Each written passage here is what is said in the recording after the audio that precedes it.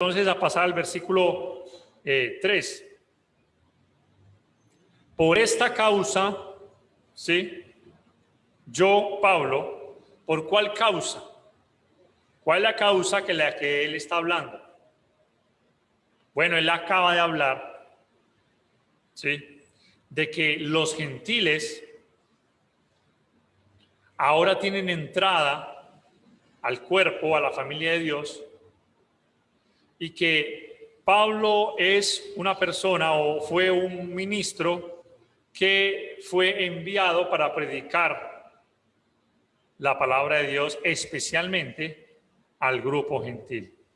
Por esta causa yo, Pablo, prisionero de Cristo Jesús, por vosotros los gentiles. Pareciera que como que Pablo le está echando la culpa, ¿no? Bueno, por ustedes es que yo estoy acá, prisionero. Pero no es que les está echando una culpa de reclamación a los hermanos gentiles, sino que va a decir o va a tratar otra cosa diferente. Y aunque nosotros vemos a lo largo del Nuevo Testamento de que Pablo le predicó también al grupo, al público judío, a la nación judía, lo vemos a lo largo del libro de los Hechos cuando él, cada que llegaba a una ciudad, ¿qué era lo primero que hacía? Llegaba a la sinagoga de los judíos. Veo cuando vio que los judíos no querían nada con él, lo rechazaron, bueno, él dice, ahora me voy a los gentiles. Pero aunque es evidente que Pablo le predicó al pueblo judío, su atención, hermanos, se centró principalmente su labor entre los gentiles. Entre los gentiles. Y eso lo vamos a ver a lo largo entonces de algunos pasajes que vamos a tratar en esta noche. Hechos capítulo 9, versículo 15 dice, el Señor le dijo, ve, porque instrumento escogido me es este para llevar mi nombre en presencia de ¿quién? De los gentiles y de reyes y de los hijos de Israel. Pero note que el pasaje está nombrando primero ¿a quién? A los gentiles. Ahora, no porque Pablo no le predicara a los judíos, ¿no? Pero es interesante que el versículo habla primeramente de los gentiles, porque Pablo fue o es llamado a lo largo inclusive de muchos comentaristas el apóstol de los gentiles, porque en su gran mayoría fue un predicador que habló al grupo gentil, al grupo de los que no eran judíos.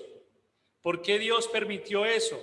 Bueno, eso fue algo que en su plan, en su propósito, Dios tenía. De que unos fueran para los judíos, en este caso a lo largo del libro de los Hechos, Pedro, y lo vemos en el libro de Gálatas, Pedro fue enviado a los judíos y Pablo a los gentiles. En Hechos capítulo 13, versículo 46, se nos dice, hermanos, lo siguiente. Entonces Pablo y Bernabé, hablando con de nuevo, dijeron, a vosotros a la verdad era necesario que os hablase primero la palabra de Dios. Mas, puesto que la desecháis y no os juzgáis dignos de la vida eterna, he aquí nos volvemos a los gentiles. Pablo está hablando allí entonces a un pueblo judío. En este momento Pablo está en su primer viaje. Ha llegado, hermanos, a una ciudad y él llega a la sinagoga, pero muchos de esos judíos rechazaron el mensaje.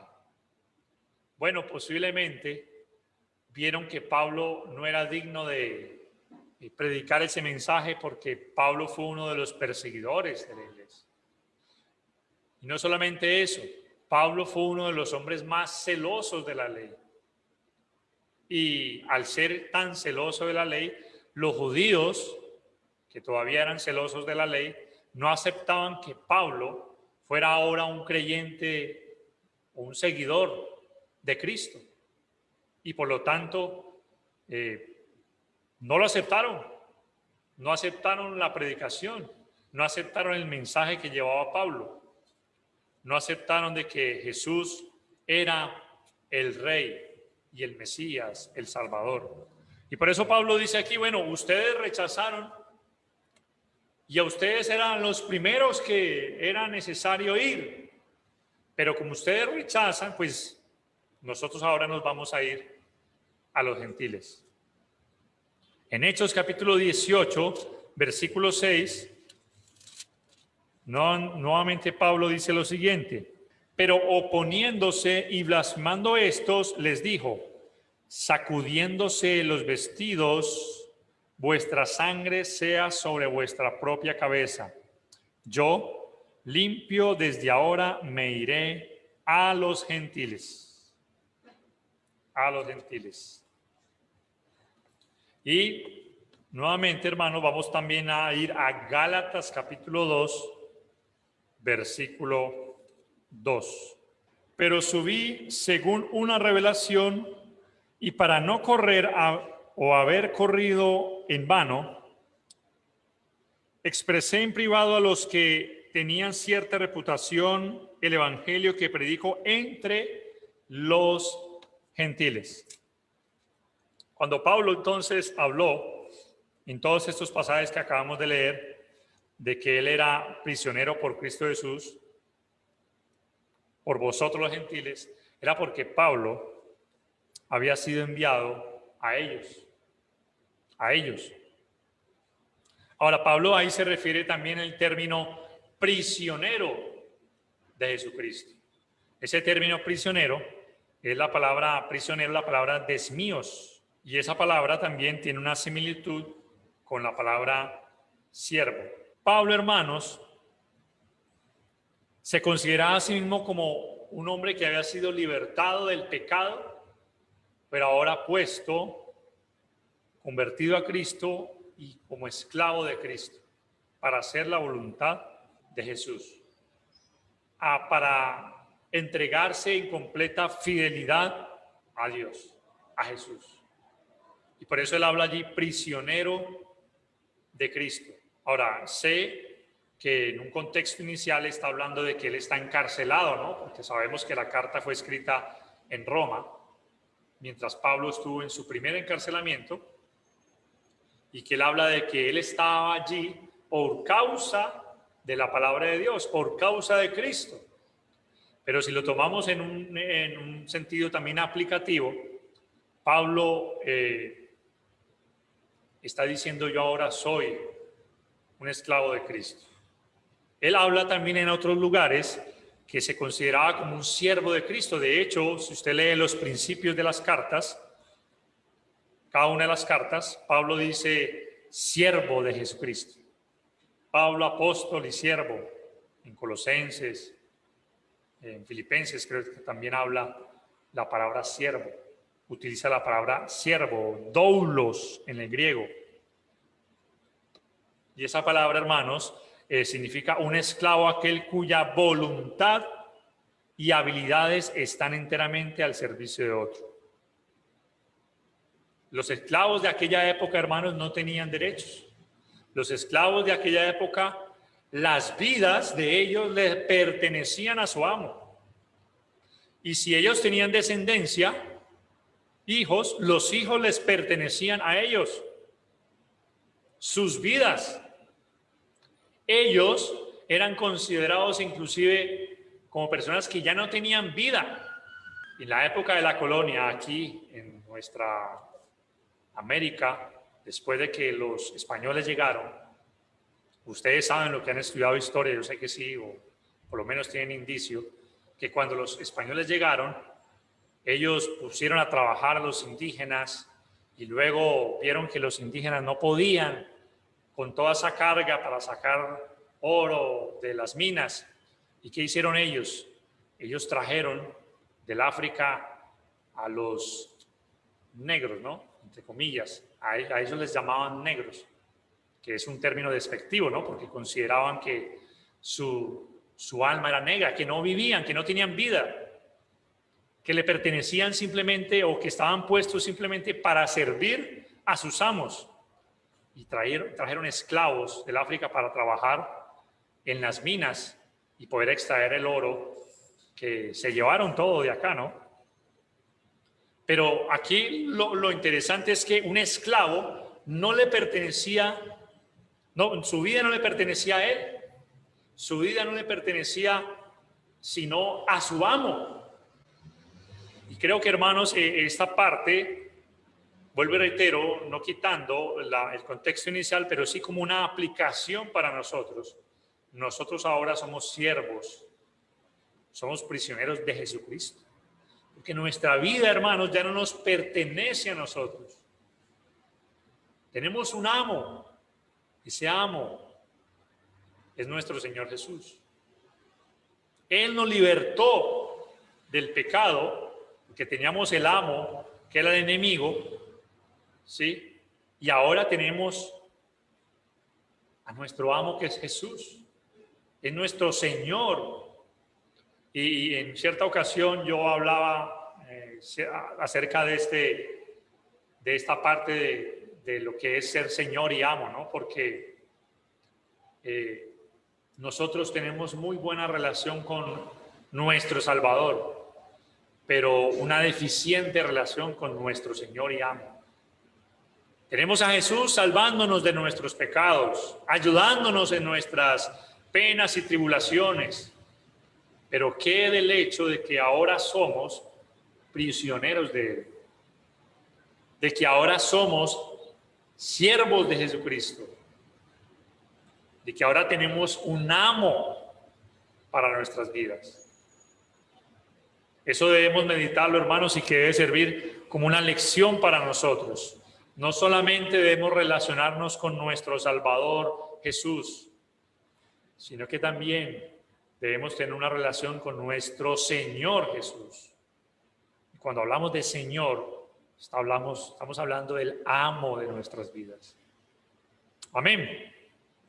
Así que Pablo está diciendo: por esta causa yo, Pablo, prisionero de Cristo Jesús, por vosotros, por ustedes los gentiles. Y es que por causa de él predicar la palabra de Dios, él había sido puesto en prisión. Y Pablo sufrió mucho por causa. Eso fue lo que leímos en Hechos 9:16, ¿no? O 9:15 y versículo 16, cuando Jesús le dijo: yo le mostraré cuánto le es necesario padecer por causa de mi nombre. Y Pablo está diciendo: bueno, yo soy ahora un prisionero de Jesucristo por ustedes, los gentiles, por vosotros, los gentiles. Porque Pablo había sido enviado en su ministerio a los gentiles y por eso es que él estaba sufriendo. Allí mismo en Efesios capítulo 3, pero el versículo 13, leamos el capítulo 3, versículo 13 de Efesios. Por lo cual pido que no desmayéis a causa de mis tribulaciones por vosotros, las cuales son vuestra gloria. Miren que Pablo, hermanos, habla de que los sufrimientos que él padeció por causa de Cristo, por causa de predicar a los gentiles, ¿eran qué? Su gloria, dice. Son su gloria. Era gloria, dice. Vuestra gloria. Vuestra gloria. Era motivo de orgullo, porque a pesar de que Pablo era judío y fue un judío de los más celosos de la ley, Pablo, dice Filipenses, recuerdan que lo estudiamos, él desechó todo eso, ahora lo tenía por basura y ahora estaba predicando a los gentiles. Ahora, pasando al versículo 2 de Efesios 3, dice: si es que habéis oído de la administración de la gracia de Dios que me fue dada para con vosotros. Como que Pablo dijera aquí: bueno, ¿ustedes sí escucharon o no escucharon? Como un sí condicional. Si es que habéis oído. de la administración de la gracia de Dios. Bueno, Pablo pareciera que quiere dejar claro de que él ahora era un simplemente servidor, un colaborador, pero aquí aparece la palabra administrador, que creo que en varias ocasiones ya hemos estudiado esa palabra administrador, es la palabra en el griego oikonomía, que significa dispensador o dispensación. Acuérdense que cuando se habla de dispensador o dispensación es tratar de administrar, de poder supervisar, manejar o cuidar algo que le ha sido encomendado. Eso es un administrador. Pero algo que no es suyo, algo que no le pertenece, simplemente le ha sido dado. Y Pablo nos está diciendo, hermanos, aquí, que él había sido encomendado por Dios para la predicación de la palabra de Dios. Él ahora, hermanos, tenía esa responsabilidad de hablar, de predicar de la gracia de Dios, de administrar esa gracia que le había sido dada. ¿Cómo? A través de la predicación. Entonces es como que te entregan a ti algo y eso que te entregan, el dueño de eso te dice, bueno, toma esto, te lo voy a dar para que tú lo administres. Administralo bien. Y un buen administrador hace eso, ¿no? Vela por los intereses de su amo y supervisa, maneja, dispensa todo eso que el amo le ha dado para que sea bien utilizado y reciba los frutos luego el amo o el Señor. Entonces lo mismo es en la encomienda que le dio Jesús a Pablo. Jesús le entregó a él su gracia, lo constituyó como un apóstol y lo encomendó a una labor. ¿Cuál era esa labor? Predicar el evangelio. La predicación, esa era la administración de la gracia de Dios, la predicación. Él debía de predicar. Y por eso Pablo dice, ustedes han escuchado, ¿sí? Si es que han escuchado de la administración de la gracia de Dios que me fue dada para con vosotros. Dios le encomendó a él esa gracia para que él la administrara. Esa gracia es todo el plan de Dios para la salvación de las personas, de los seres humanos, en este caso, de todos a los que llegaba la predicación de Pablo. Y en su gran mayoría, los gentiles. Importante, hermanos, que nosotros también resaltemos de que Dios a nosotros también nos ha puesto como administradores de la gracia que Él nos ha dado. No para que vivamos de cualquier forma, sino para que la administremos, hermanos. Dios nos ha dado no solamente la labor de predicar, de enseñar, de expandir y de esparcir la semilla de la palabra de Dios, sino para que nosotros, hermanos, seamos fieles administradores de los recursos que Dios nos ha dado. Así que también en este pasaje, en este versículo, traemos una lección para nosotros. Y es que Pablo fue fiel en su administración, en lo que Dios le dio. Nosotros, hermanos, también tenemos que seguir siendo fieles a Dios y fieles a lo que Él nos ha puesto y nos ha encomendado para que nosotros hagamos como cristianos o como servidores del Señor. Todos nosotros, hermanos, aquí no se trata de poner, hermanos, jerarquía de que a este lado más o a este lado menos, no. A todos Dios nos ha dado a administrar. ¿Qué? Cada uno le ha dado a administrar su propia vida, la gracia de Dios en su vida, su familia y todo lo demás, las almas, los dones que Dios nos ha dado.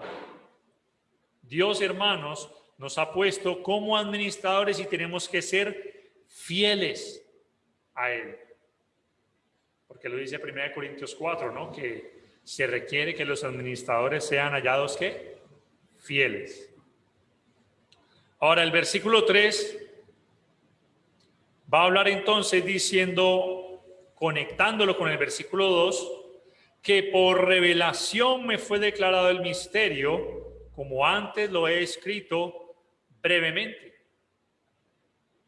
Aquí, hermanos, hay algo interesante, y es que pareciera que Pablo ya les había escrito a los hermanos de Éfeso de una forma muy breve. Ya probablemente les había escrito algo. Ya les había escrito, dice, ya les he escrito, antes lo he escrito brevemente. No sabemos, no tenemos datos de qué carta se refiere Pablo, pero posiblemente fue algo breve acerca de la revelación que le fue dada al apóstol Pablo. Ahora también aparece el término revelación. Esa palabra revelación es la palabra en el griego apocalypsis, de donde proviene el libro que nosotros conocemos como Apocalipsis, que significa revelación. De hecho, en la versión King James, la versión inglesa, no dice Apocalipsis, sino revelación. ¿Sí? Revelation, en inglés. Un poquito que sé. Pero dice, hermanos, revelación, es la palabra apocalipsis, que significa un descubrir, y Pablo, hermanos, está diciendo que el propósito eterno de Dios, que incluía a los gentiles, era un misterio. Cuando hablamos de misterio, estamos hablando de algo que estaba en su momento escondido, pero que fue sacado a la luz. Creo que ya habíamos hablado de esta palabra en estudios anteriores, la palabra misterio. Entonces aparecen dos palabras allí. Aparece la palabra revelación y aparece la palabra misterio. ¿Qué fue lo que sucedió, hermanos? Dios, o Jesús más específicamente, reveló el plan, su propósito al apóstol Pablo también. Por eso es llamado apóstol también. Porque no solamente vio al Señor resucitado, sino que fue escogido directamente por el Señor para llevar su palabra. Y se lo reveló. Eso que estaba escondido, eso que nadie sabía y que los profetas en el Antiguo Testamento veían como una sombra, de una manera todavía muy temporal, muy sombría, viéndolo de lejos, ahora había sido revelado, como se ve más adelante, a los apóstoles y a los profetas. En Gálatas se nos describe, hermanos, qué fue lo que sucedió con nuestro hermano Pablo. Gálatas capítulo 1, versículo 11 en adelante. Mas os hago saber, hermanos, que el evangelio anunciado por mí no es según hombre, pues yo ni lo recibí ni lo aprendí de hombre alguno, sino ¿por qué? Por revelación de Jesucristo. Porque ya habéis oído acerca de mi conducta en otro tiempo en el judaísmo, que perseguía sobremanera la iglesia de Dios y la asolaba. Y en el judaísmo aventajaba a muchos de mis contemporáneos en mi nación, siendo mucho más celoso de las tradiciones de mis padres. Pero cuando agradó a Dios, que me apartó desde el vientre de mi madre y me llamó por su gracia, revelar a su Hijo en mí, para que yo le predicase entre los gentiles, no consulté enseguida con carne y sangre, ni subí a Jerusalén a los que eran apóstoles antes que yo, sino que fui a Arabia y volví de nuevo a Damasco. Después, pasados 3 años, subí a Jerusalén para ver a Pedro y permanecí con él 15 días. Pero no vi a ninguno de los ninguno otro de los apóstoles, sino a Jacobo, el hermano del Señor. En esto que os escribo he aquí delante de Dios, que no miento. Después fui a las regiones de Siria y de Cilicia, y no era conocido de vista las iglesias de Judea, que eran en Cristo. Solamente oían decir: aquel que en otro tiempo nos perseguía, ahora predica la fe que en otro tiempo asolaba. Y glorificaban a Dios en mí. Después, pasados 14 años, subí otra vez a Jerusalén con Bernabé, llevando también conmigo a Tito. Pero subí según una revelación, y para no correr o haber corrido en vano, expuse en privado a los que tenían cierta reputación el evangelio que predico entre los gentiles. Bien, vamos a dejarlo hasta allí. ¿Qué es lo que vemos en este pasaje? Pablo le fue revelado el misterio, la revelación del plan de Dios, no porque escuchó de alguien, sino por Jesucristo mismo, quien se lo reveló. Todo esto, hermanos, este propósito eterno le fue revelado al apóstol Pablo, y los profetas del Antiguo Testamento no veían esto ya en vivo y en directo, sino que ellos anunciaban lo que habría de venir. Cuando ya llegó el tiempo, le fue revelado a los apóstoles, a los 12 apóstoles escogidos por el Señor, y a los profetas, y a Pablo mismo le fue revelado este misterio. Por eso es que él dice que por revelación me fue declarado el misterio, como antes lo he escrito brevemente. Entonces Pablo pasa a decir de que lo que él enseñó, de lo que él ahora estaba administrando, de la gracia de Dios, de la predicación, no fue un invento suyo, sino que, como dice la Escritura, fue algo que fue revelado por el Espíritu Santo. El Espíritu Santo fue quien inspiró, reveló al apóstol Pablo. Allí, hermanos, vemos dos temas importantes que nos enseña la Biblia, y es el tema de la revelación y el tema de la inspiración. Vamos a leer en 1 Pedro, capítulo 1, cómo esa inspiración, hermanos, ese soplo de Dios en el interior del hombre, lo cual le permitió recibir y comunicar la verdad de Dios sin ningún tipo de error. En 1 Pedro capítulo 1, versículos 10 al 12, dice: los profetas que profetizaron de la gracia destinada a vosotros inquirieron y diligentemente indagaron acerca de esta salvación, escudriñando qué persona y qué tiempo indicaba el Espíritu de Cristo que estaba en ellos, el cual anunciaba de antemano los sufrimientos de Cristo y las glorias que vendrían tras ellos. A esto se le reveló que no para sí mismos, sino para nosotros, administraban las cosas que ahora os son anunciadas por los que os han predicado el Evangelio por el Espíritu Santo enviado del cielo, cosas en las cuales anhelan que mirar los ángeles. Y ahora, hermanos, en la segunda carta de Pedro, capítulo también 1, versículo 19, nos dice lo siguiente: tenemos también la palabra profética más segura, a la cual hacéis bien en estar atentos como una antorcha que alumbra en lugar oscuro hasta que el día esclarezca y el lucero de la mañana salga en vuestros corazones. Pero atención al versículo 20 y 21. Entendiendo primero esto, que ninguna profecía de la Escritura es de interpretación privada, porque nunca la profecía fue traída por voluntad humana, sino que los santos hombres de Dios hablaron, siendo inspirados por el Espíritu Santo.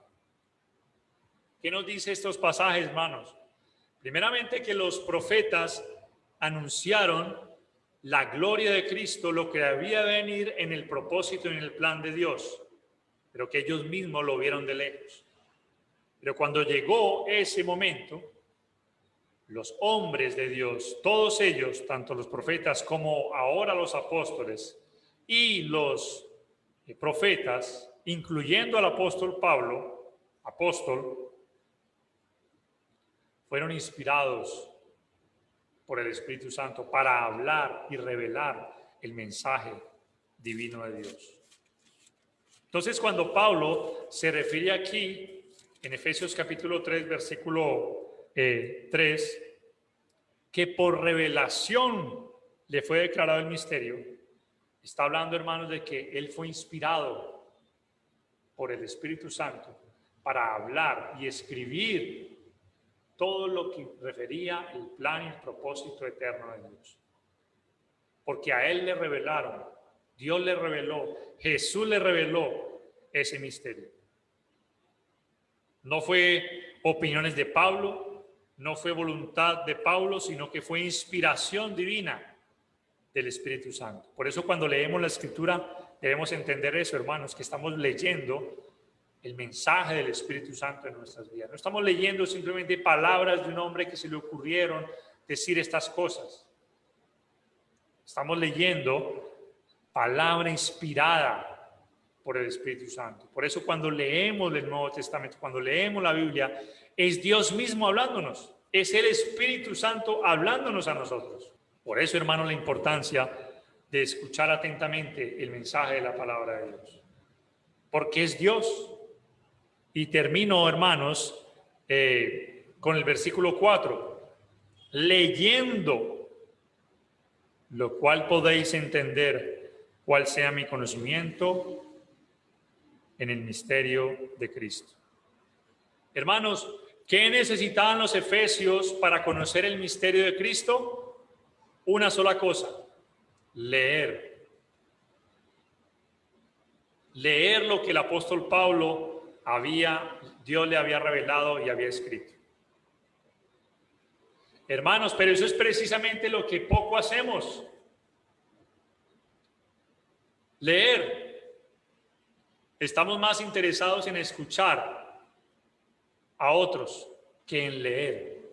Pobres lectores somos. Todos, me incluyo. No nos gusta leer.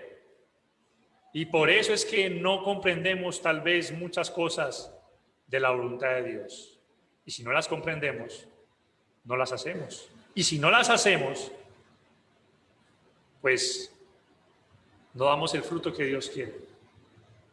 Y si no damos el fruto que Dios quiere, no crecemos. Y si no crecemos, nos estancamos. Y si nos estancamos, decrecemos. Y tenemos tendencia a la baja como en la bolsa y no a crecer. Leyendo este pasaje nos está diciendo,